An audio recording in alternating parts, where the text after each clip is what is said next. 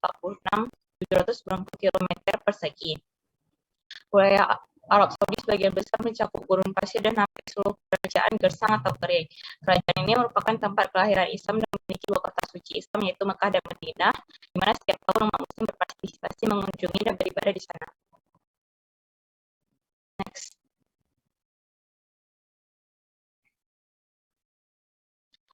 Sosial budaya masyarakat Arab. Keadaan sosial budaya Arab masih memasukkan unsur budaya dan sosial pada zaman dahulu. Arab Saudi adalah negara yang religius dan sehingga terdapat banyak larangan, terutama bagi kaum wanita, seperti tidak diperbolehkan seorang wanita keluar tanpa muhrimnya. Kebanyakan yang berbelanja adalah kaum Adam. Interaksi sosial antara pria dan wanita tidak diterima. Musik juga tidak bisa dimainkan di mal atau restoran. Semua perempuan yang berada di lingkungan di luar rumah diwajibkan memakai abaya. Itu pakaian yang serba hitam. Orang-orang Saudi lebih banyak menghabiskan waktu di malam hari ketimbang siang hari. Rumah-rumah di Arab Saudi umumnya berbentuk kotak persegi dan tidak memiliki garasi mobil. Jadi setiap restoran akan disediakan ruangan, yaitu ruang family dan single dan ruangan single. Hujan hanya terjadi 1 atau 2 kali saja dalam setahun, biasanya bulan Desember atau Januari. Musim panas puncaknya terjadi di antara bulan Juli dan Agustus. Puncak suhu bisa mencapai 45 derajat Celcius pada siang hari. Tidak ada bioskop biar sadis, apalagi nightclub dan sejenisnya. Next. Arab Saudi adalah sebuah negara yang berbentuk kerajaan. Arab Saudi juga terkenal sebagai negara Islam memiliki kekayaan alam berupa minyak bumi. Sistem pemerintahan yang berlaku di Arab Saudi adalah sistem pemerintahan monarki atau kerajaan. Monarki merupakan sejenis pemerintahan yang dipimpin oleh seorang penguasa.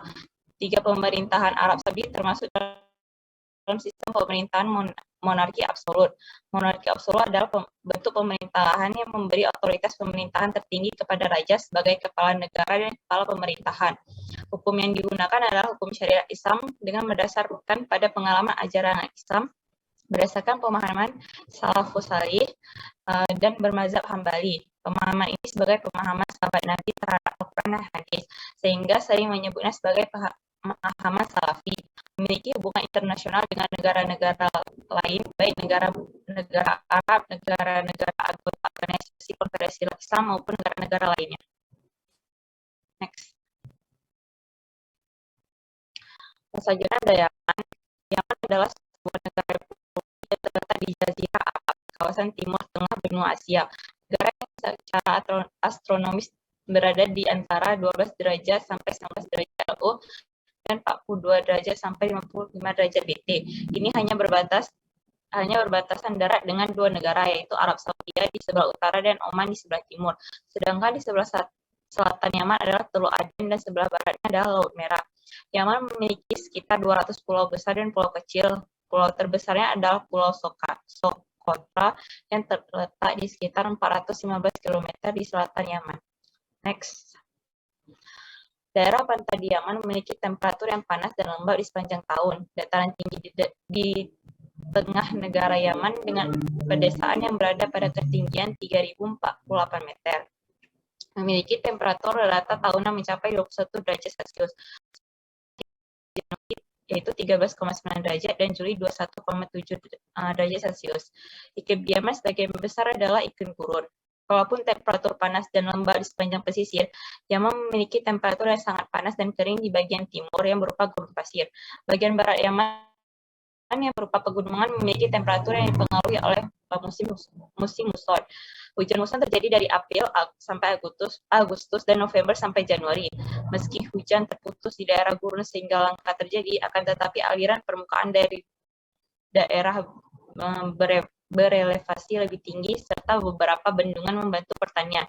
Selain dari perairan laut di daerah pesisir Yaman tidak memiliki air yang permanen di datarannya. Next.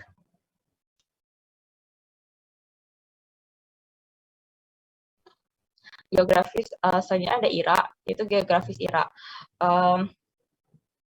Irak terletak di antara 29 derajat sampai dan 38 derajat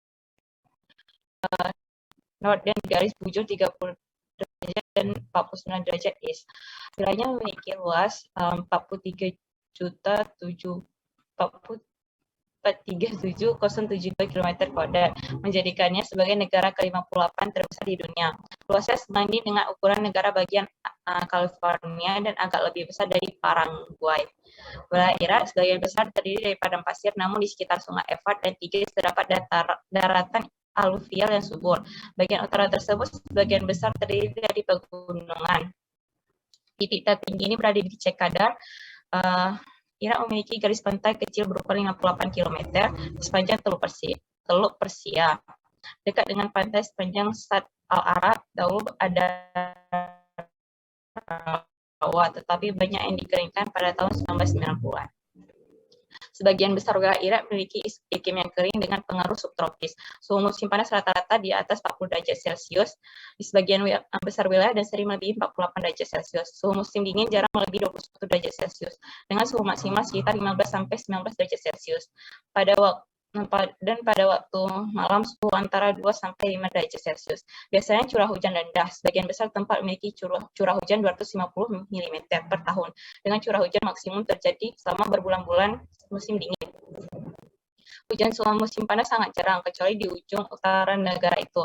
Daerah pegunungan utara memiliki dingin dengan salju dan musim besar yang kadang-kadang menyebabkan banjir besar.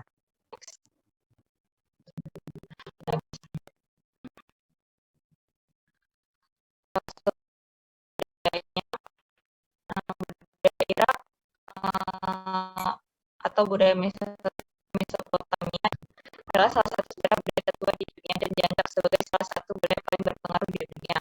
Berada antara sungai Tigris dan Efrat yang secara historis dikenal sebagai Mesopotamia, sering disebut sebagai tempat lahirnya peradaban. Warisan Mesopotamia terus mengalir dan membentuk peradaban di dunia lama dengan berbagai cara seperti menciptakan warisan. Irak adalah rumah bagi kelompok etnis yang beragam dan memiliki warisan yang sangat panjang dan kaya. Negara ini dikenal sebagai penyair, arsitek, pelukis, dan pembantu yang termasuk terbaik di kawasan ini. Beberapa di antaranya kelas dunia. Irak dikenal memproduksi kerajinan tangan yang bagus, termasuk permadani dan karpet, di antara banyak hal lainnya. Selain itu, Irak merangkul dan merayakan pencapaian masa lalunya di masa pra-Islam, serta di masa Islam selama zaman keemasan Islam. Adalah ibu kota Kekhalifahan Abbasiyah. Arsitektur Mesopotamia adalah arsitektur kuno dari wilayah dari Tigris Efrat, sistem sungai, meliputi beberapa kebudayaan yang berbeda dan mencakup periode dari tanggal 10 milenium. Di antara pencapaian arsitektur Mesopotamia adalah pengembangan tata kota, rumah halaman, dan zigurat. Tidak ada profesi arsitektur di Mesopotamia, namun juru tulis merancang dan mengolah konstruksi untuk pemerintahan, bangsawan, atau keluarga kerajaan. Tidak dikenal memiliki salah satu arsitek terbaik di dunia seperti Zaha Hadid, Rifat Chadirja, dan Nizam Al-Asqori antara lainnya. Politik Irak didasarkan pada bentuk negara republik parlementer federal demokrasi perwakilan. Irak merupakan negara multipartai dengan kekuasaan eksekutif dipegang oleh Perdana Menteri dan Dewan Putih sebagai kepala pemerintahan. Dan Presiden Irak, sementara kekuasaan legislatif dipegang Majelis Perwakilan Irak. Itu pemerintahan dia, ada pemerintahan federal dan pemerintahan daerah. Next. Ini ada Palestina. Palestina adalah sebuah wilayah geografis di timur tengah antara Laut Tengah dan Sungai Yordan. Nama Palestina digunakan oleh penulis-penulis Yunani kuno dan kemudian digunakan untuk provinsi Romawi Syria Palestina, provinsi Romawi Timur Palestina, dan provinsi Umayyah dan Abbasiyah Jundul Aqsa. Palestina terletak di bagian barat benua Asia yang membentang antara garis bintang meridian 15 sampai 34 dan 40 sampai 35 ke arah timur. Dan antara garis bintang meridian 30 sampai 49 dan 15 sampai 33 ke arah utara. Palestina membentuk bagian tenggara dari kesatuan geografis yang besar di belahan timur dunia Arab yang disebut dengan negeri Syam. Selain Palestina, negeri Syam terdiri dari Lebanon, Suriah, dan Yordania. Pada awalnya negara-negara ini punya perbatasan yang kolektif di luar perbatasannya dengan Mesir. Next. Sosial budaya. Budaya Palestina terdiri dari makanan, tarian, legenda, sejarah, lisan, peribahasa, lucu, kepercayaan populer, ada istiadat budaya Palestina. Kebangkitan folkloris di kalangan intelektual Palestina seperti Nimsirhan, Musa Alus, Salim Mabayit, dan lainnya menekankan akar budaya pras-Islam, membangun kembali identitas Palestina dengan fokus pada budaya Kanan dan Jebus. Upaya semacam itu tampaknya telah membuahkan hasil sebagaimana dibuktikannya dengan penyelenggaraan perayaan seperti festival Kanan dan festival musik. Arsitektur tradisional Palestina mencakup kerangka waktu sejarah yang luas dan sumber daya dan pengaruh yang berbeda selama beberapa abad. Arsitektur perkotaan Palestina sebelum tahun 1850 relatif canggih, sementara itu memiliki konteks geografi dan budaya yang lebih besar dari Levant dan dunia Arab. Itu merupakan tradisi yang berbeda, sangat berbeda dari tradisi Suriah, Lebanon, dan Mesir. Keragaman yang kaya dan kesatuan yang mendasari budaya arsitektur wilayah yang lebih luas yang membentang dari Balkan ke Afrika Utara merupakan fungsi pertukaran yang dipupuk oleh karavan jalur perdagangan dan perluasan kekuasaan Utsmaniyah atas sebagian besar wilayah ini dimulai pada tahun awal abad ke-16 melalui sampai akhir perang. Next. Politiknya merupakan sebuah negara yang berbentuk republik parlementer yang diumumkannya berdiri pada tanggal 15 November 1948 di Algeria, ibu kota Aljazair. Berbeda dengan kebanyakan negara di dunia yang mengumumkan kemerdekaannya setelah memperoleh konsesi politik dari negara penjajah, Palestina mengumumkan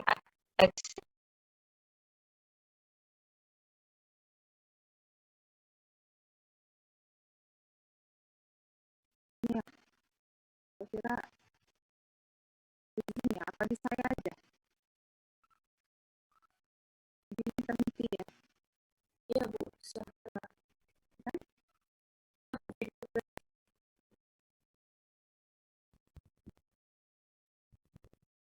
Ada yang bisa lanjut politiknya negara Palestina? Mohon maaf Bu, jika sepertinya agak lagi bermasalah. Jadi selanjutnya saya akan menjelaskan mengenai politik yang berada di Palestina. Seperti yang kita ketahui, Palestina itu merupakan sebuah negara yang berbentuk republik parlementer yang diumumkan berdirinya sekitar tanggal 15 November tahun 1948. Kemudian Palestina ini berbeda dengan negara kebanyakan di dunia. Mereka itu lebih memperoleh konsesi politik dari negara penjajah. Kemudian Palestina juga mengumumkan eksistensinya bukan karena mendapatkan konsesi politik dari negara lain, melainkan untuk mengikat 4 juta kelompok etnis dalam satu wadah. Secara de jure, kepala negara yang berkuasa saat ini masih dalam persengketaan antara Presiden Mahmud Abbas dari faksi Fatah dan Ketua Dewan Legislatif Palestina yaitu Aziz Dulek. Sepertinya Safira sudah bergabung kembali Bu. Selanjutnya akan disampaikan kembali oleh Safira.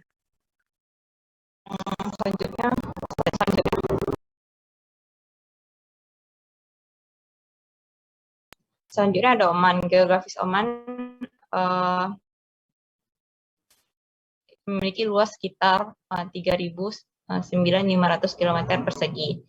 Mempunyai batasan wilayah dengan beberapa negara di sekitarnya, antara lain sisi timur laut berbatasan dengan Teluk Oman, sisi tenggara berbatasan dengan Laut Arab, sisi barat daya berbatasan dengan negara Yaman, sisi barat berbatasan dengan negara Saudi Arabia, sisi barat laut berbatasan dengan Uni Emirat Arab. Iklim negara Oman termasuk iklim subtropis dengan 2 musim setiap tahunnya, yakni musim panas dan musim dingin. Saat musim panas, suhu udara dapat mencapai 50 derajat Celcius. Hal ini disebabkan Oman mempunyai gurun dan lahan berbatu, sehingga membuat suhu udara cukup ekstrim. Sedangkan ketika musim dingin, salju dapat turun terutama di bukit-bukit yang tinggi dan banyak orang memanfaatkan musim ini untuk melakukan kegiatan di luar. Curah hujan di Oman termasuk rendah, khususnya untuk wilayah bagian utara. Terkadang sering terjadi angin panas yang disertai debu yang berlangsung selama bulan Maret hingga September. Bahkan kecepatan angin dapat bertambah kuat hingga menyebabkan badai pasir. Kondisi berbeda terjadi di bagian selatan Oman, tepatnya di kota Salalah yang terkenal sebagai surganya tanah Arab, khususnya saat musim gugur atau musim kharif. Di sini akan banyak ditemukan tumbuhan hijau, tumbuhan subur, dan sangat indah. Next. Sosial budaya. Budaya Oman penting dalam agama Islam. Oman telah mengembangkan subsekte unik Islamnya sendiri yang dikenal sebagai ibadisme. Namun aliran Islam lainnya seperti Sunni dan Syiah juga dipraktikkan dengan pemikiran ini. Bulan puasa, Ramadan, dan perayaan Islam lainnya adalah peristiwa yang sangat penting dalam budaya Oman. Oman memiliki budaya paling beragam di Dewan Kerjasama Teluk. Politik Oman menggunakan bentuk kerajaan mutlak. Sultan Oman berperan sebagai kepala negara dan kepala pemerintahan. Sultan diangkat secara turun-menurun. Qaboos bin Said al-Said yang membentuk kabinet yang akan mendukung kinerja pemerintahan.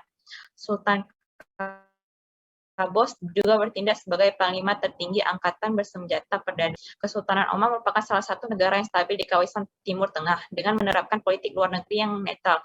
Oman sedang memainkan peran sebagai mediator dan diffuser peredam konflik di kawasan, khususnya antara negara anggota Gulf Cooperation Council (GCC) dengan Iran dan masalah program nuklir Iran dengan AS. Isu prioritas politik luar negeri Kesultanan Oman adalah proses perdamaian Timur Tengah, keamanan di kawasan Teluk, terorisme dan pembangunan berkelanjutan, reformasi PBB dan perluncuran senjata. Next. Selanjutnya akan dilanjutkan dengan kawan saya, Salsabila. Terima kasih kepada Safira Katrinada. Selanjutnya pada bagian 3 ini kami menjelaskan mengenai objek-objek arsitektur Islam yang berada di Arab dan sekitarnya. Selanjutnya,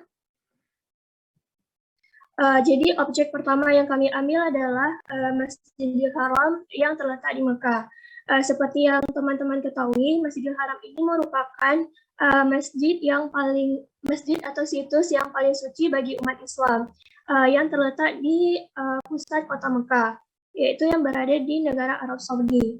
Masjid ini merupakan masjid tertua dan terbesar di dunia yang selanjutnya diikuti oleh Masjid Nabawi di Madinah. Masjid ini dibangun dengan mengelilingi Ka'bah yang mana merupakan arah kiblat bagi umat Muslim di seluruh dunia.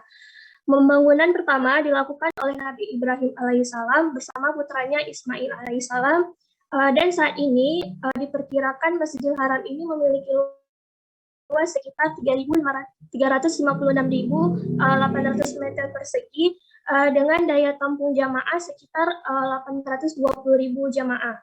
Nah, pada slide ini teman-teman dapat melihat dua kondisi yang berbeda terhadap pembangunan Masjidil Haram. Pada gambar di atas terdapat gambaran kondisi Masjidil Haram pada tahun 1953, di mana belum adanya pembangunan yang berada di sekitar Ka'bah. Hanya bangunan-bangunan kecil, bukan seperti yang di bawah. Nah, di bawah ini merupakan gambaran kondisi Masjidil Haram pada tahun 2019 sebelum masa pandemi. Pada saat itu, pembangunan Masjidil Haram sudah mengalami pertumbuhan yang besar. Selanjutnya,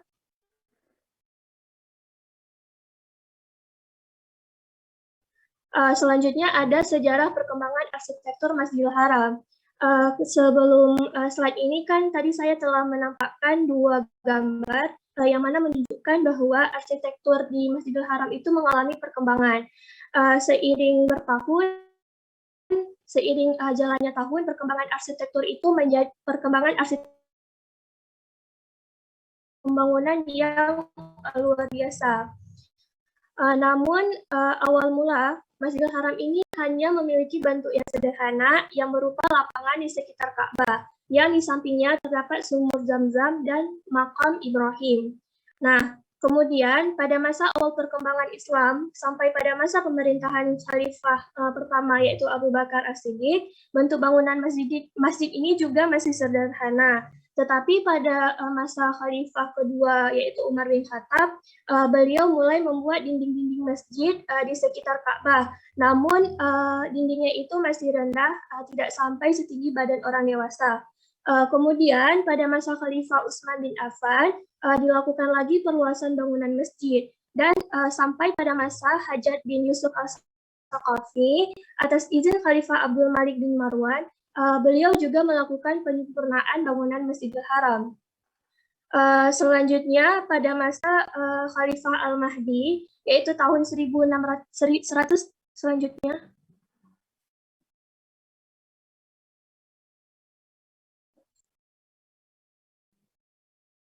Selanjutnya, oke.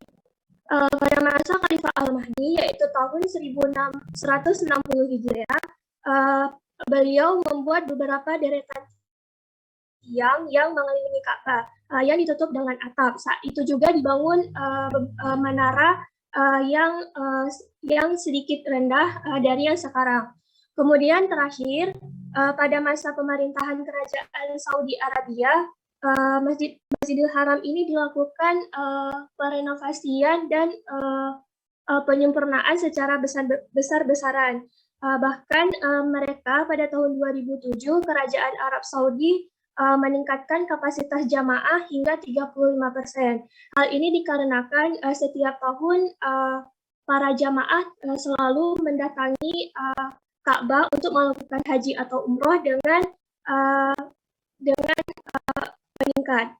Kemudian sampai sekarang Masjidil Haram itu mampu menampung sekitar 10 juta jamaah pada tahun 2020.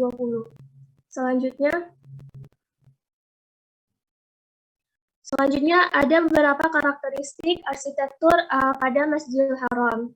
Nah, yang pertama, bangunan ini terdiri dari barisan tiang yang luas yang tidak beraturan, di mana pusat tengah Masjidil Haram ini adalah Ka'bah, seperti gambar di samping. Nah, Ka'bah itu merupakan sebuah bangunan yang berbentuk kubus yang berukuran 13 meter kali 11 meter yang di dalamnya terdapat makam Ibrahim. Kemudian secara keseluruhan ada 129 pintu di Masjidil Haram. Untuk memasuki Masjidil Haram itu biasanya ada 4 pintu utama dan 45 pintu biasa. Selanjutnya,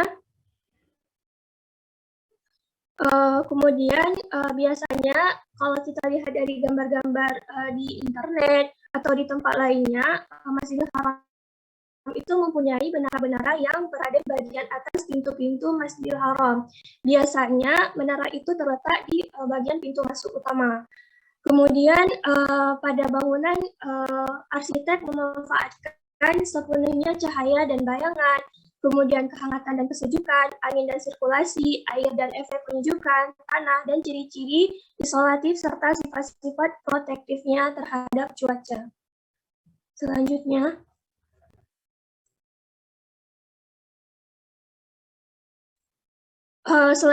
objek arsitektur yang kedua adalah Masjid Nabawi.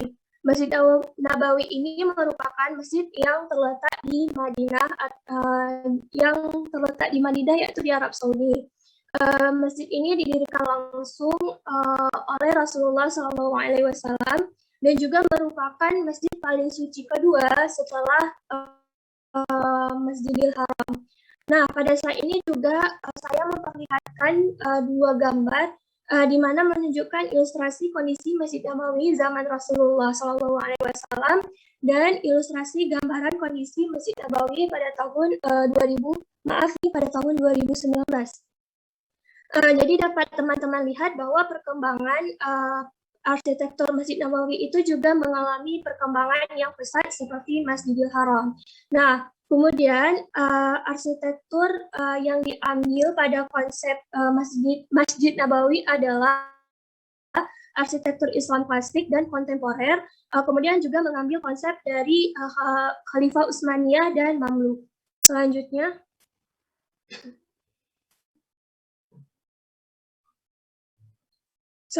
ada sejarah perkembangan arsitektur Masjid Nabawi. Pada masa awal, masjid ini dibangun oleh Nabi Muhammad SAW setelah kedatangannya di kota Madinah. Saat itu luasnya hanya sekitar 30 kali 35 meter dengan atap yang ditunjang oleh pelepah kurma dan terbuat dari tanah liat yang dipukul serta daun-daun kurma, seperti gambaran pada slide yang sebelumnya saya tunjukkan. Kemudian pada masa Khalifah kedua, yaitu Khalifah Umar bin Khattab, beliau meratakan semua rumah dekat masjid, kecuali rumah istri Nabi untuk memperluas masjid ini. Kemudian pada masa Khalifah ketiga, yaitu Utsman bin Affan, beliau sempat merobohkan masjid ini sekitar tahun 649 Masehi. Kemudian beliau menghabiskan selama 10 bulan untuk menghadap ke Ka'bah. Kemudian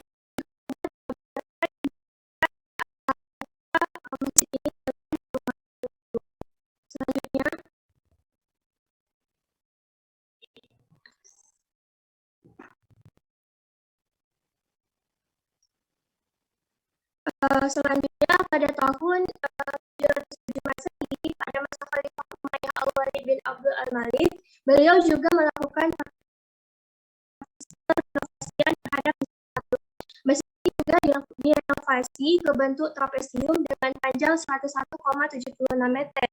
Untuk pertama kalinya pada masa beliau, beranda di sekitar Masjid Nabawi itu dibangun yang menghubungkan antara struktur bagian utara ke struktur lainnya. Kemudian pada masa itu juga beliau membangun 4 buah minaret.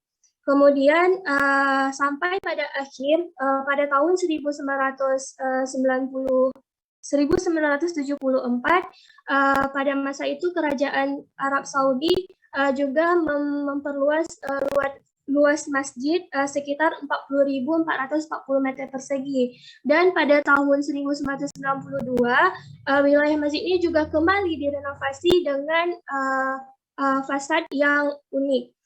Sampai pada akhir bulan September tahun 2012 yang lalu, pemerintah kerajaan Arab Saudi juga mengumumkan untuk memperluas masjid ini dengan biaya sekitar 6 miliar US dollar supaya dapat menampung lebih dari 1,6 juta jamaah.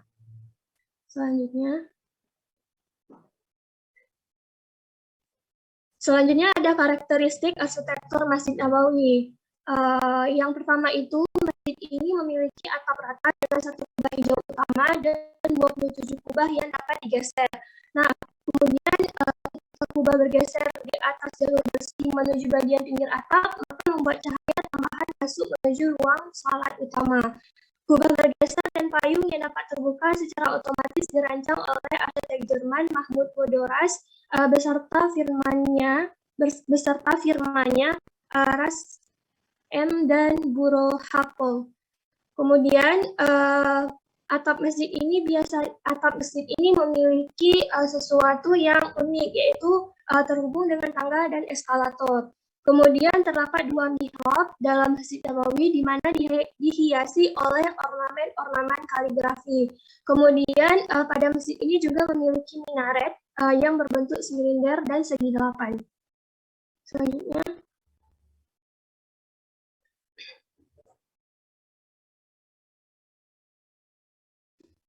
Nah, ini saya menampilkan beberapa karakteristik arsitektur Masjid Nabawi. Salah satunya adalah payung-payung dan kubah geser yang identik dengan kondisi Masjid Nabawi sekarang.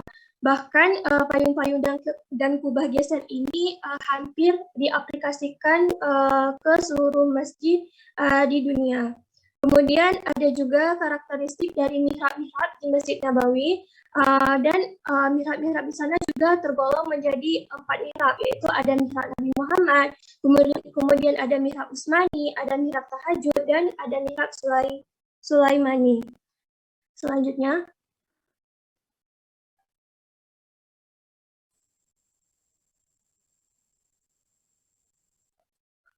Objek arsitektur yang ketiga adalah Masjidil Al-Aqsa yang terletak di Palestina. Masjid ini merupakan masjid biru yang menjadi bagian dari kompleks Masjidil Aqsa sebelah selatan. Nah, pada zaman ini banyak masyarakat yang salah mengartikan letak Masjidil Al-Aqsa. Ya, banyak mereka yang mengartikan bahwa Masjidil Al-Aqsa itu adalah yang berkubah biru. Nyatanya Masjidil Al-Aqsa itu adalah masjid yang berkubah biru dan punya kubah kuning. Dan kubah kuning ini adalah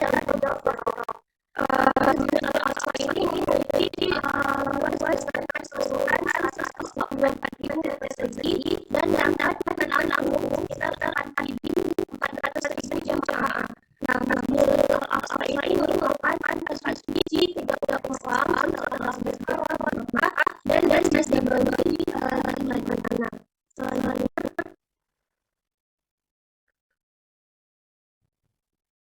Untuk karakteristik arsitektur Masjidil Aqsa, yang pertama, masjid ini memiliki elevasi panjang.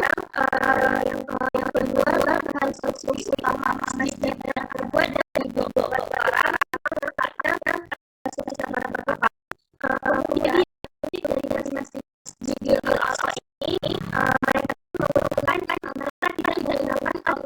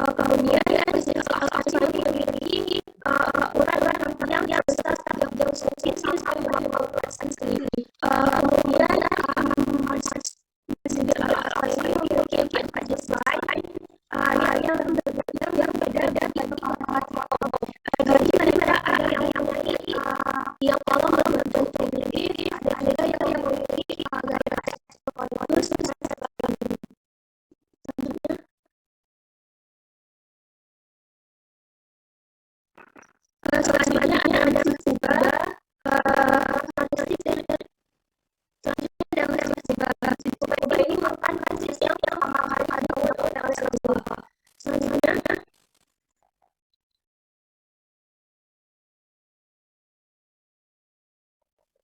untuk karakteristik arsitektur Masjid Quba ini jadi di Masjid Quba ini ada bersama dengan masjid pada umumnya. Masjid ini memiliki halaman tengah yang bersih sampai ruangan tengah yang disebut dengan jalan.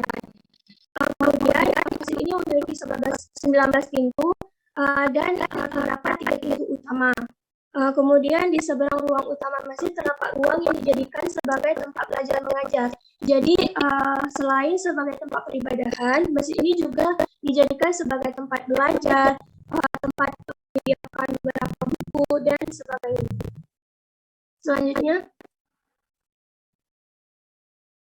Selanjutnya adalah bangunan masjid ini dilengkapi dengan 4 menara yang tinggi sekitar 47 meter. Kemudian bangunan utama memiliki luas sekitar 135.000 meter persegi, di mana memiliki satu kubah utama di bagian masjid. Kemudian pada bagian sisi-sisi kubah utama dibangun lagi 6 kubah sekunder yang memiliki ukuran yang lebih kecil.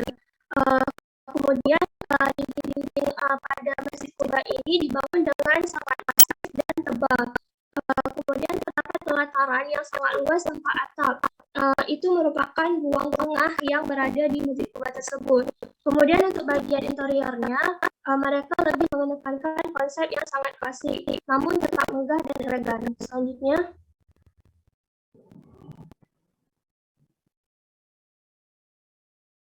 Selanjutnya ada Masjid Sana'a, yaitu masjid yang terletak di Yaman. Menurut beberapa sumber Islam, Masjid Sana'a ini adalah masjid yang dibangun atas perintah Rasulullah SAW.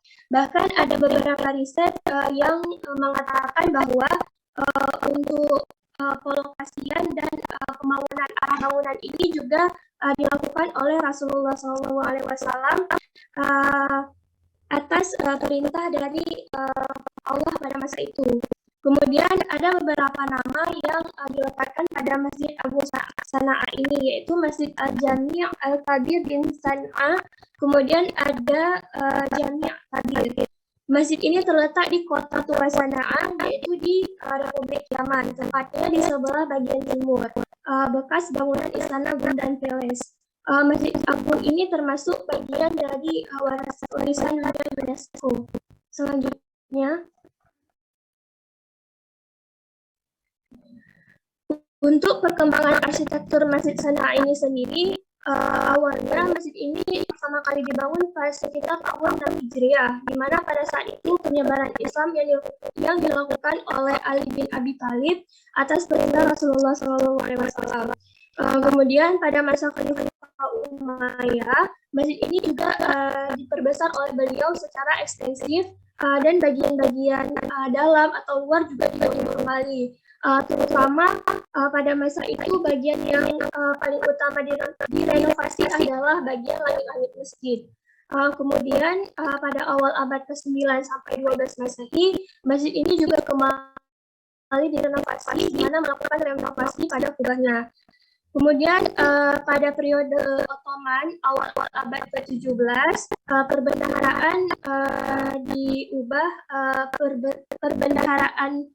diubah sekitar pelataran utama. Pada saat itu masjid dibangun dari lengkungan setengah lingkaran di atas kolom antik, kemudian aula doa berada di Limagal sebelah utara dan diapit oleh aula samping pada kedua sisi pelataran pusat. Pada masa itu juga perpustakaan dibangun pada masjid tersebut. Kemudian pada tahun 1997 masjid ini kembali direnovasi oleh Raja Ottoman saat itu, Kaisar Ottoman pada saat itu, yaitu Hasan Pasha. Masjid ini menjadi kompleks besar dan megah yang terdiri atas aula doa dan ditutupi oleh satu kubah. Ada yang unik dari fasad masjid ini saat dilakukan renovasi oleh Hasan Pasha. Pada masa itu beliau membuat pelesteran halus dengan mengambil gaya jenis Ottoman. Kemudian selain itu menara juga dibuat menjulang tinggi yang bahan-bahan menara saat itu diambil atau diimpor langsung dari Istanbul. Selanjutnya ada karakteristik arsitektur Masjid Sana'a. Masjid Agung Sana'a ini dibangun dengan gaya batu loncatan yang dihubungkan dengan batu Abisinian Aksumit kuno. Kemudian langit terbuat dari kayu, yaitu kayu lapunari yang diukir dan dicat. Kemudian dinding juga terbuat dari bahan batu bata. Kemudian masjid ini memiliki halaman tengah dengan ukuran 80 meter x 60 meter dengan ruang sholat diatur dalam arah utara dan selatan. Kemudian di dalam halaman terdapat suku Kuba yang berasal dari abad ke-16. Ini adalah salah satu peninggalan dari bangunan Ottoman yang mana menyerupai Ka'bah di Mekah. Teman-teman dapat melihat pada gambar di bagian bawah. Itu merupakan salah satu peninggalan yang dibangun oleh pemerintah Ottoman pada saat itu. Namun Kubah itu antara Kubah itu dengan Ka'bah tidak memiliki hubungan.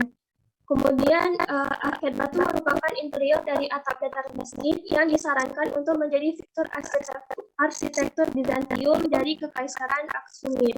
Kemudian pada menara bagian barat dibangun selama restorasi Ratu Arwa binti Ahmad. Mirip dengan masjid-masjid pada periode yang sama yang dibangun di Kairo karena hubungannya yang erat dengan dinasti Fatimiyah di Mesir. Selanjutnya, sekiranya itu saja presentasi kami. Apakah teman-teman ada yang ingin bertanya? Silakan menekan tombol raise hand. Sambil teman-teman mau nanya apa, mungkin saya akan kasih beberapa masukan ya, terutama cara menulis reference. Boleh stop dulu Bila screen-nya, saya mau share saya.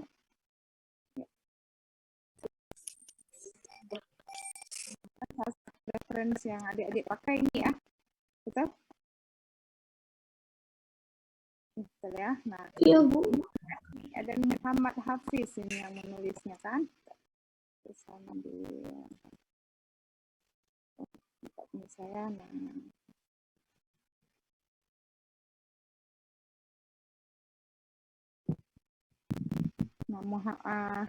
kalau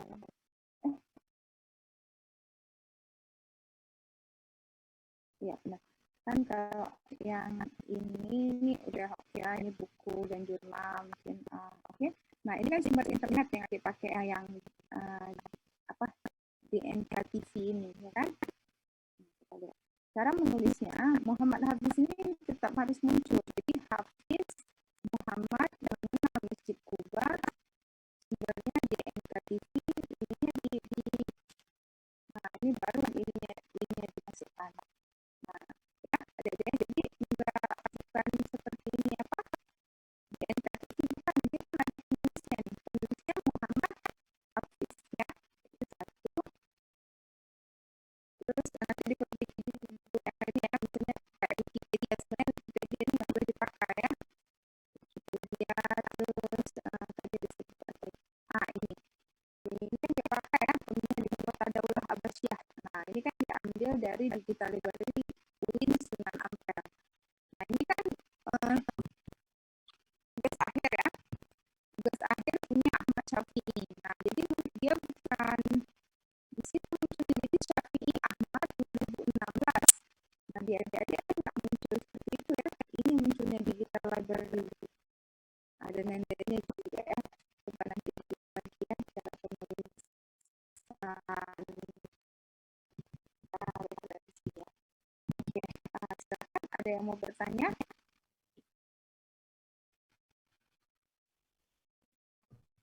Saya ingin bertanya. Iya, Nabila, silakan. Jadi mau tanya, di antara sejarah perkembangan arsitektur Islam di Arab itu, pada masa apa perkembangan arsitektur Islam yang paling pesat? Terima kasih.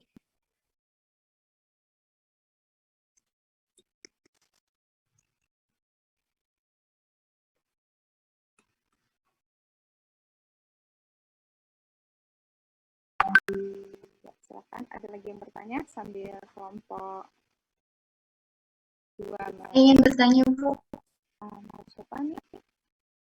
Saleha, ya. Iya, Bu. Saya ingin bertanya, adakah cara-cara khusus baik itu dalam perbandingan atau perhitungan dalam menentukan baik itu denah atau jumlah menara seperti yang sudah kita ketahui dari presentasi sebelumnya itu kan ada perhitungan khusus. Apakah di arsitektur Arab ini ada perhitungan khusus seperti itu juga atau tidak, atau menggunakan perhitungan seperti biasa saja? Untuk jumlah menaranya ya.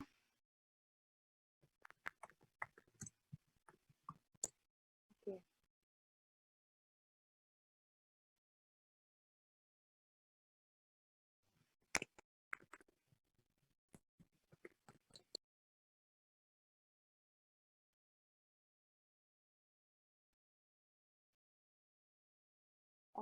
Apa ada yang bisa menjawab?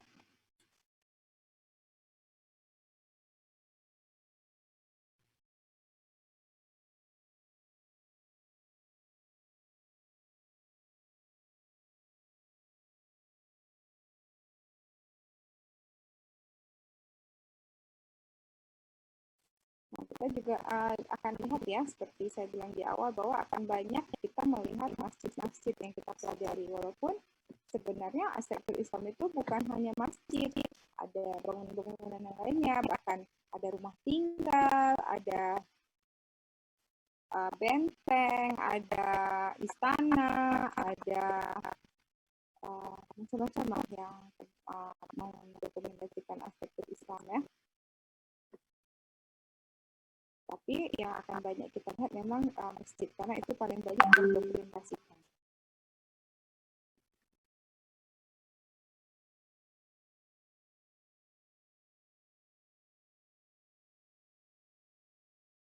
Nah, kita lihat ya di perkembangan di sini. Pertama, perkembangan arsitektur Islam itu tentu pada zaman Rasulullah ya, pada zaman Rasulullah SAW, dan kemudian setelah beliau wafat, siapa khalifahnya, adik-adik tahu nggak siapa? Umar, Abu Bakar, Ali, atau Utsman bin Affan?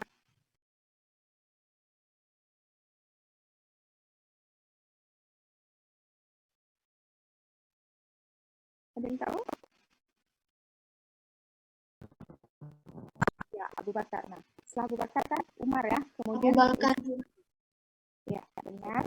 Nah, setelah Abu Bakar, Umar, dan kemudian Utsman dan Ali.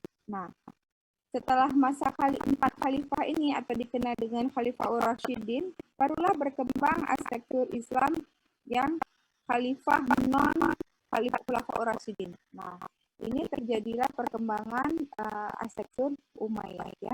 Nah, salah satu yang berpengaruh dalam perkembangan arsitektur Umayyah ini yaitu Muawiyah bin Sufyan. Nah, yang waktu itu jadi ada perselisihan antara beliau dengan Ali bin Abi Thalib. Nah, tapi beliau ini tetap harus kita ingat sebagai seorang sahabat yang sahabat Nabi yang berperan penting dalam penyebaran Islam, walaupun terjadi perselisihan dengan Ali bin Abi Thalib pada masa itu. Nah, dari tangan beliaulah hadir dinasti Umayyah ini. Nah, jadi setelah zaman Rasulullah, kemudian Khulafaur Rasyidin, yaitu 4 khalifah ini dilanjutkan oleh kekhalifahan dinasti Umayyah. Nah, di zaman ini juga muncul Islam Sunni dan Islam Syiah ketika Ali wafat. Nah, ketika Ali wafat, yang merasa Ali adalah sebagai Rasul, mereka membentuk kelompok Syiah. Kemudian yang percaya bahwa Nabi Muhammad SAW adalah Rasul, mereka membentuk kelompok Sunni. Yang banyak di Indonesia atau kita semua sekarang yang kita praktekkan adalah kita Islam Sunni. Sementara Islam Syiah itu banyak di negara-negara seperti Iran ya. Sementara di Oman itu kalau nggak salah saya justru banyak Sunni juga. Nah, jadi setelah masa Khulafaur Rasyidin inilah muncul dinasti Umayyah. Nah, kemudian ketika Umayyah turun, naiklah dinasti Abbasiyah. Nah, Umayyah kemana ketika Abbasiyah naik? Umayyah pergi ke Eropa nanti. Nah, kita akan lihat perkembangan Umayyad lebih banyak di Eropa. Nah, terkait pertanyaan tadi, di masa apakah Islam paling berkembang? Dari segi apa dulu?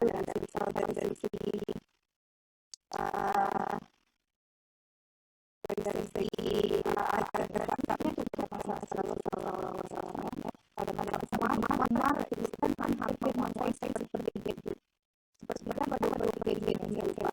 Nah, kemudian tapi kalau di bagian arsitekturnya paling banyak perkembangan dan saja setelah berkembangnya siapa Umayyah ya. Nah, ini akan meletakkan fondasi penting bagi perkembangan Islam yang kemudian dari area aslinya ini dibawa ke Spanyol dan raja-raja di sini juga raja-raja bangsa ini sangat besar dalam beberapa renovasi di Madinah ya dan misalnya raja Al-Walid ya Al-Walid di sana. Nah, kemudian kalau yang ini itu tadi kalau Umayyah banyaknya naruh dan jadinya ya karena kan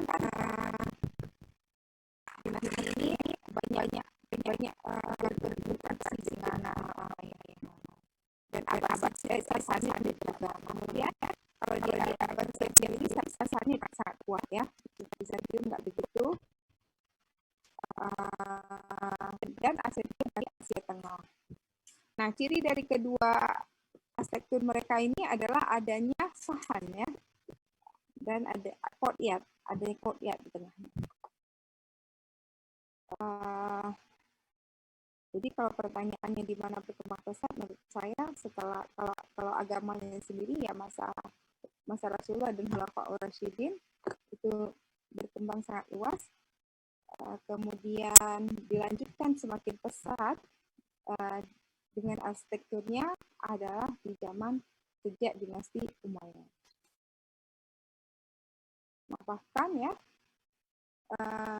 dinasti-dinasti ini mereka mengembangkan Islam sampai ke Eropa.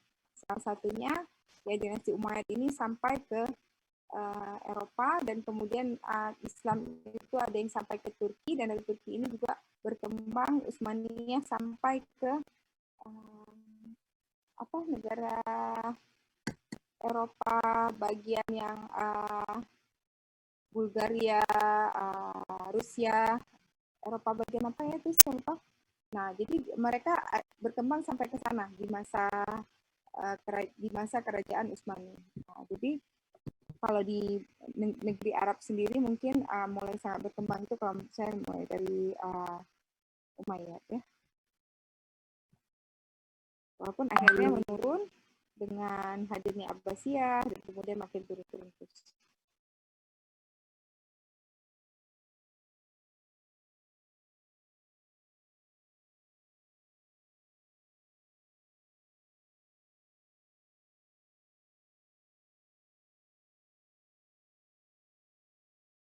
Kelompok 2 bisa menjawab pertanyaan ada aturan atau enggak?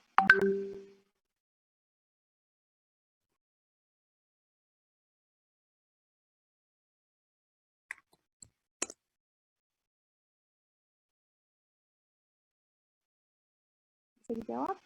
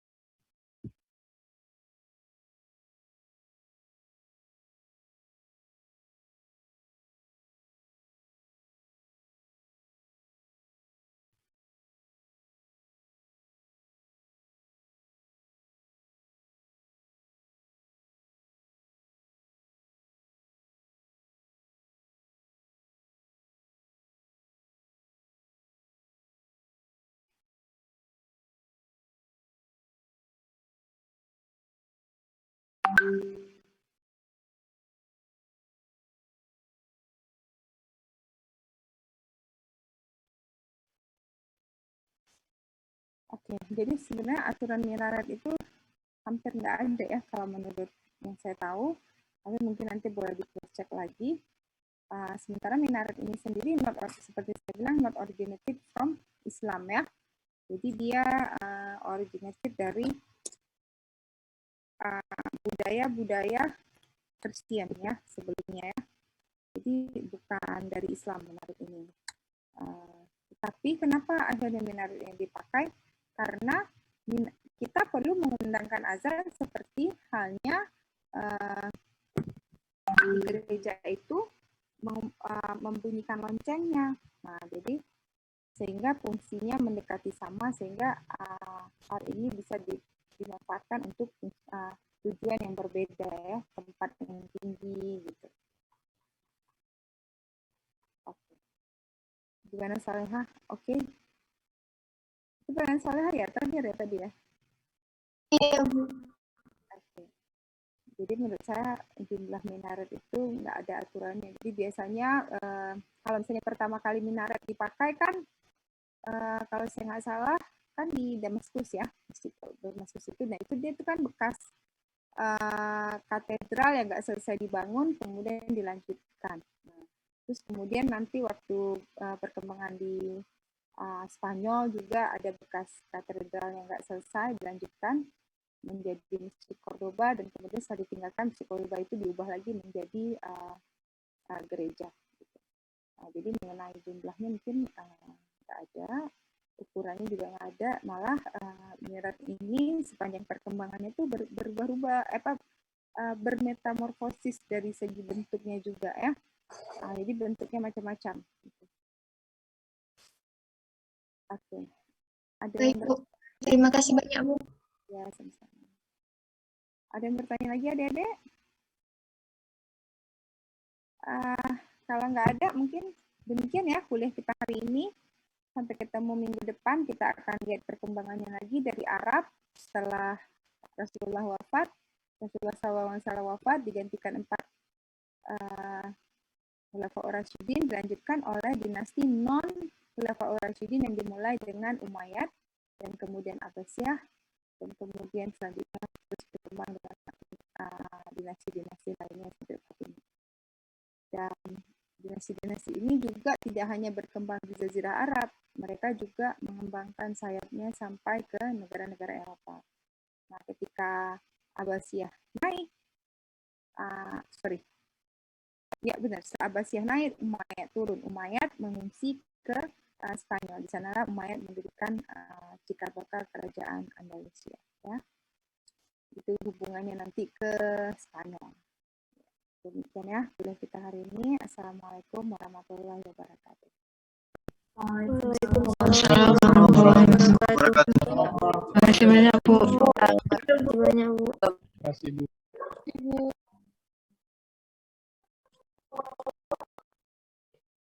Terima kasih, Bu.